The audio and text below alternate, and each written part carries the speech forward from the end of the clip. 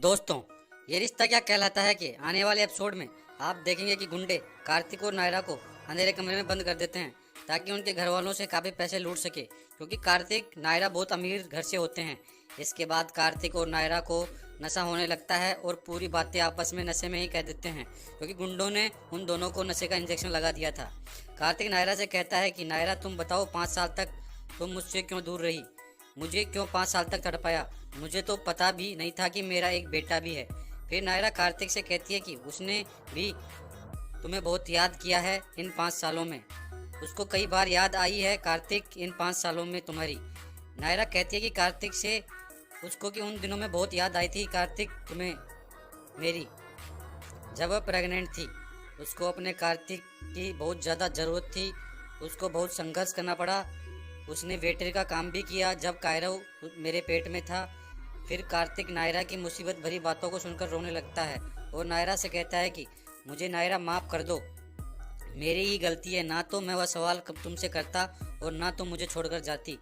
फिर नायरा और कार्तिक के बीच एक रोमांटिक सीन आता है। उधर घर वाले डांडिया रास में कायरव मनीष से डांस करने के लिए जिद करते हैं और मनीष वंश और कायरव के साथ डांस करते हैं। उधर दामिनी मिश्रा को नायरा के खिलाफ सबूत मिल जाता है और कहती है कि अब तो ये केस मैं जीत के ही रहूँगी। फिर दामिनी मिश्रा किसी को फ़ोन करके गोवा जाने के लिए बोलती है और अपने मैनेजर को कहती है कि गोवा नायरा के पास्ट को लेकर उसके हाथ एक सबूत मिला है, जिससे हमारा केस मजबूत हो गया है। इनफैक्ट ये केस तो अब हम ही जीतेंगे। इसके बाद नायरा और कार्तिक दोनों नशे में ये फैसला करते हैं कि वे वापस शादी करेंगे, वे कभी अलग नहीं होंगे। फिर कार्तिक नायरा अग्नि जलाकर नशे में शादी करते हैं, एक दूसरे को वरमाला पहनाते हैं और फेरे लेते हैं। इतने में ही अंधेरे कमरे में आग देखकर गुंडे वहां आ जाते हैं और कार्तिक नायरा को डांट लगाते हैं और गुंडे कहते हैं कि तुम लोग पागल हो गए हो क्या? आग क्यों जलाई है इस कमरे में? फिर सभी गुंडे पानी लाने चले जाते हैं आग बुझाने के लिए।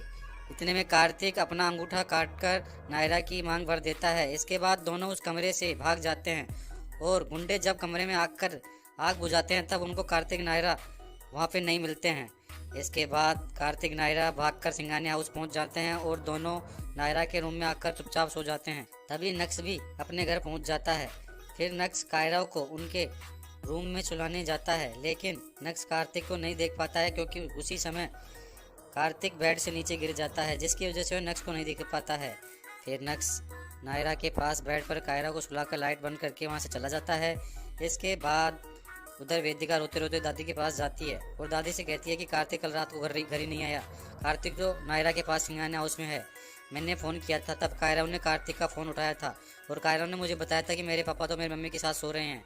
उधर नायरा जब सुबह उठती है तो कार्तिक को वहाँ सोता हुआ देखकर परेशान हो जाती है और कार्तिक को नींद से उठा देती है और दोनों नशे में उतर कर यह सोचते हैं कि आखिर उनके साथ नशे में हुआ क्या था। तब नक्श कमरे में आने वाला ये होता है कि कार्तिक खिड़की से निकलकर अपने घर पहुंच जाता है। तभी उसके पूरे घर वाले उसे वहां मौजूद मिलते हैं और कार्तिक से पूछते हैं कि कल रात तुम कहाँ थे। तब कार्तिक अपने घर वालों से कहता है कि कल उसका और नायरा का किडनैप हो गया था। गुंडों ने उन्हें नशे का इंजेक्शन दे दिया था, इसलिए उन्हें कुछ याद भी नहीं है। इसके बाद कार्तिक और नायरा दामिनी मिश्रा के ऑफिस पहुँच जाते हैं कायरा की कस्टडी को लेकर साइन करने के लिए।